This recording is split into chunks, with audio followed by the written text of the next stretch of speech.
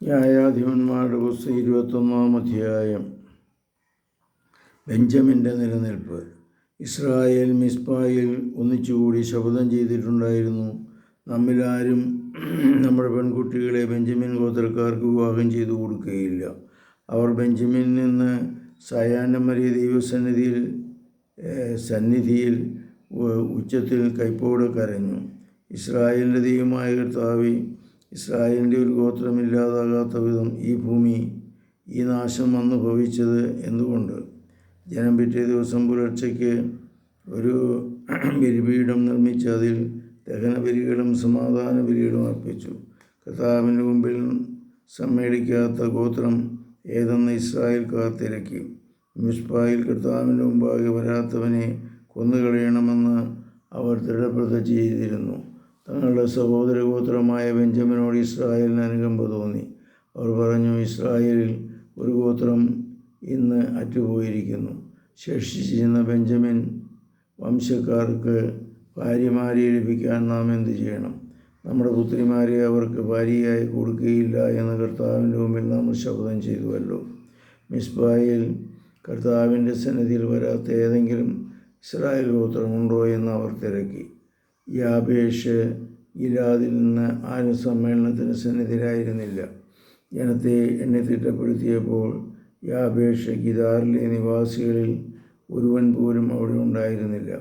അതുകൊണ്ട് ആ സമൂഹം യുദ്ധവീരന്മാരായ 12,000 ആളുകളെ അവിടേക്ക് നിയോഗിച്ചു കൽപ്പിച്ചു, സ്ത്രീകളും കുഞ്ഞുങ്ങളുമടക്കം. യാബേഷ് ഗിലെയാദിലെ നിവാസികളെ വാളിനിരയാക്കുക. ഇതാണ് നിങ്ങൾ ചെയ്യേണ്ടത്. എല്ലാ പുരുഷന്മാരോടുകൂടി ശയിച്ചുള്ള എല്ലാ സ്ത്രീകളെയും നശിപ്പിക്കണം. യാബേഷ് ഗിയോദ് നിവാസികളിൽ പുരുഷനെ അറിഞ്ഞിട്ടില്ലാത്ത 400 കന്യകമാർ ഉണ്ടായിരുന്നു. അവനാണ് കാനാൻ ദേശത്തിൽ നിന്ന് ശീലോയിലെ പാളയത്തിലേക്ക് കൂട്ടിക്കൊണ്ടുവരുന്നു. അപ്പോൾ ആ സമൂഹം മുഴുവൻ ഒന്നു ചേർന്ന് റീമോപ്പാറയിൽ താമസിച്ചിരുന്ന ബെഞ്ചമിൻ ഗോത്രക്കാരുടെ അടുക്കൽ ആളയച്ച് സമാധാന പ്രഖ്യാപനം നടത്തി. ബെഞ്ചമിൻ ഗോത്രക്കാർ തിരിച്ചു വന്നു. യാബേഷ് ഗിലാദിൽ നിന്ന് ജീവനോടെ രക്ഷിച്ച ആ സ്ത്രീകളെ അവർക്ക് ഭാര്യയായി കൊടുത്തു. എന്നാൽ എല്ലാവർക്കും തികഞ്ഞില്ല.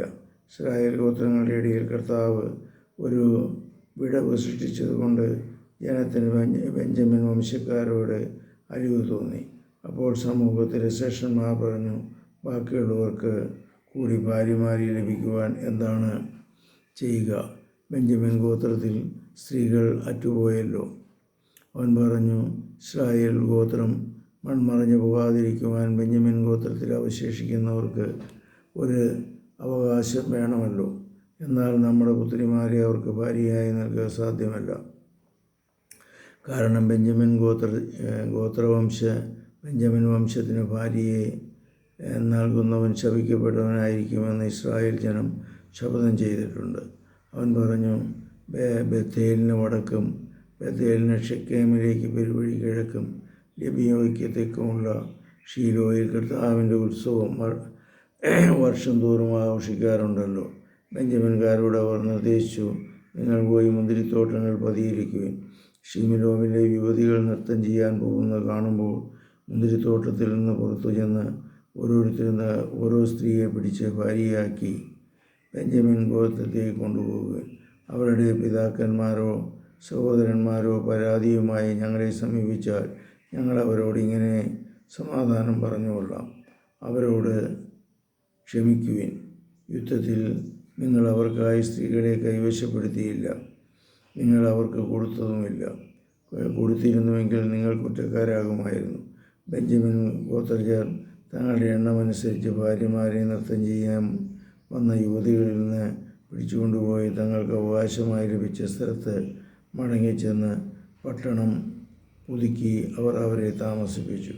ഇസ്രായേൽ ജനം അവിടെ നിന്ന് മടങ്ങി ഓരോരുത്തരും തങ്ങളുടെ ഗോത്രത്തിലേക്കും ഭവനത്തിലേക്കും അവകാശഭൂമിയിലേക്കും പോയി. അക്കാലത്ത് ഇസ്രായേൽ രാജാവില്ലായിരുന്നു. ഓരോരുത്തരും തനിക്ക് യുക്തമെന്ന് തോന്നിയത് ചെയ്തിരുന്നു.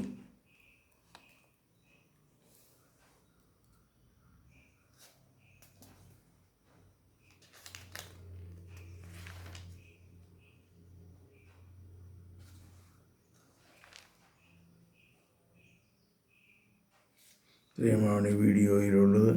കർത്താവേ, ഞങ്ങളെ അനുഗ്രഹിക്കണമേ, സുഖപ്പെടുത്തണമേ. പരിശുദ്ധ പരമദിവ്യകാരുണ്യത്തിന് നേരവും ആരാധനയും സ്തുതിയും പുകഴ്ചയുണ്ടായിരിക്കും.